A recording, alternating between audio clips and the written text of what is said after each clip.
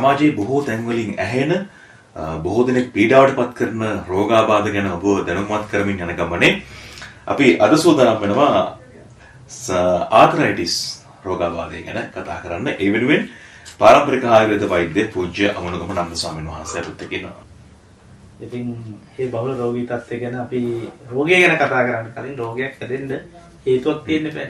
දැන් අපි බෞද්ධ වික්ෂුන් වහන්සේලා හැටියට බුදුහාමුදුරු දේශනා කරපු ධර්මයේ හේතුඵලවාදී ධර්ම. ඒ කියන්නේ හේතුවක් තියෙන්න ඕනේ මොකක් හරි දෙයක් ඇති වෙන්න. ඒ වගේම අපේ දේශීය වෙදකම ආයුර්වේද වෙදකමත් කියන්නේ ඇත්තටම හේතුවක් තුල ගොඩනැගිච්ච දර්ශනයක්.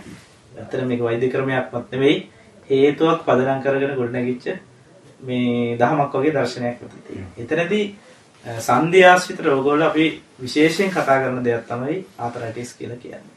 ඒතකොට ආතරයිටිස් හැදෙන්න මූලිකම හේතුව තමයි අපේ ආහාර විහරණවල වැරදි ඉරියව්. මේ වැරදි ඉරියව් නිසා තමයි ආතරයිටිස් හැදෙන්න හේතුව වෙන්නේ.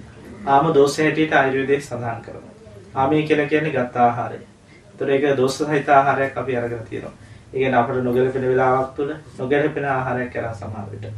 ඒ වගේම දිරවා ගන්න අපහසු ආහාරයක් අරගෙන.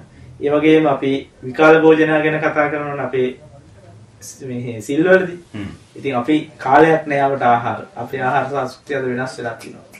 විශේෂයෙන් අපි රාත්‍රී සමාජශාලා සංස්කෘතිය ගැන කතා කළොත් එහෙම අපි මේ ඉරපායන රටකට ජීවත් වෙන්නේ පෙරදිග ලෝකෙනේ. ඉතින් ඉරපායන රටක ජීවත් වෙන අපට රාත්‍රී ආහාර රටාව ගැලපෙන්නේ නැහැ. යුරෝපීය රටවල වල ඒක ගැලපෙනවා. මොකද ඒ අයට ඉර බැසලා යනකොට තමයි එයාගේ ශක්තිය ඇති වෙන්නේ. සාමාන්‍යයෙන් දවල් 12න් පස්සේ තමයි මිනිස්සු වැඩ කරන්න පටන් ගන්න.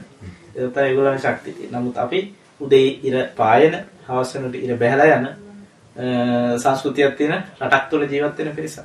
ඉතින් අපිට මේ රාත්‍රී ආහාර මේ ගැලපෙන්නේ නැහැ. ඒ වගේම අපේ සංස්කෘතියේ ගොඩනැගිච්ච දෙයක් තමයි දියගොඩමත් දෙකම එකට ආහාරයට ගන්න සාමාන්‍යයෙන් යක්කු කියලා කියන්නේ. දොළපිලි දෙනකොට නේ අපි දියගොඩමත් දෙකම දෙන්නේ නේ.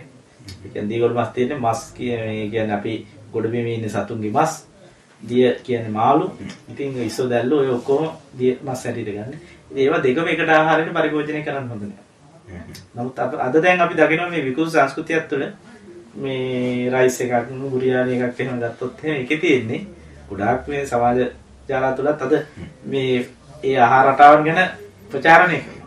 හැබැයි මේ ප්‍රචාරණය කරන අය ආහාරයේ තියෙන ඒ අහිතකර ප්‍රතිකර ගැන නොදන්නා නිසා තමයි මම හිතන්නේ ඒ ප්‍රතිකාරයන් සිද්ධ කරන්නේ තමන්ගේ ව්‍යාපාර ප්‍රතිකරවල ව්‍යාප්ත කරගන්න. මේ දෙක එකට ආහාරයට ගන්න හොඳ නැහැ කිසිම අවස්ථාවක.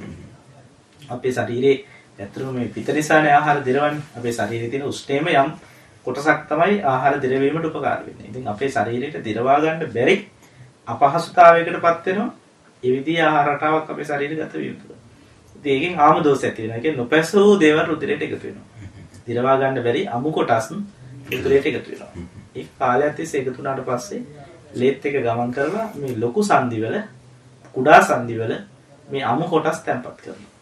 අන්න ඒක තමයි ආතරයිටිස් රෝගේ මූලාරම්භයට හේතු වෙන්නේ. ඊට පස්සේ සංදිය ඉදි වෙනවා, රත් වෙනවා, රතු වෙනවා කියන ලක්ෂණ තමයි අපිට ඉස්රෝම පෙන්වන්නේ. ඉදවීමක් තියෙනවා, රත් වෙනවා, රතු වෙනවා, ක්‍රියාත්මක කිරීමේ පහසුතාවය තියෙනවා. අපි ඔය ගැන එච්චර හිතන්නේ නැහැ. හිතන්නේ ටික දවසක් හිටියට පස්සේ මේ කාර්ලෙජ් දිරලා කාර්ලෙජ් විනාශ වෙලා කියලා කියන්නේ. කාර්ලෙජ් කියන්නේ මේ සද්ද දෙකක් ආශ්‍රිත තියෙන කුඩා සිවියක්. මේ සිවියට අර විදිහේ ආසාදන තත්ත්වයක් වරතු දෙන්නේ. මේ ආසාදන තත්ත්වෙ නිසා මේ සිවිය දිලාපත් වෙලා සැරව බවට පත් වෙනවා. අන්න සැරව බවට පත් වෙනවා ඊට අපි කියනවා ආතරයිටිස්. මේ රෝගී තත්ත්වය අපිට හඳුනා ගන්න පුළුවන් රුධිර පරීක්ෂණ මගින් සම්පූර්ණ රුධිර පරීක්ෂාව PSR පරීක්ෂාව තුලින් අපිට හඳුනා ගන්න පුළුවන් තමන්ට ආතරයිටිස් තත්ත්වයක් තියෙනවද නැද්ද කියන කාරණාව. ඒ වගේම ආහාරය තුල කාලයක් යනකොට මේ ආම දෝෂ ඇති වෙලා තියෙනවා නම් අපිට හඳුනා ගන්න පුළුවන් අපිට වෙලාවට බඩගිනි එන්නේ නැහැ. කොයි වෙලෙත් බඩ නිකන් පුරවා දාලා වගේ. අපි වැසිකිලි කැසිකිලි වුණාම හරියට ඇති වෙන්නේ නැහැ. හවස් වෙනකොට විශේෂයෙන් අපිට ඇඟ තලා දාලා වගේ හරි තෙහෙට්ටු ගතියක් උණ වෙන ගතියක් උඩ දකින්න. ඊළඟට මේ පිනි වගේ දාඩිය දාලා ටිකක් ශරීර උණුසුම් ගතියක් තියෙනවා හවස් වෙනකොට. ඇඟට ඒ වගේම සීතල ගතියක් දැනෙනවා. ඇඟ උණුසුම් වුණාට බාහිරින් අපිට සීතලයි වගේ දැනෙනවා. උණක් ගැනීමේ ලක්ෂණ වගේ. ඒ රෑ 9:00 වෙනකොට ආයෙ පහර ගන්නවා.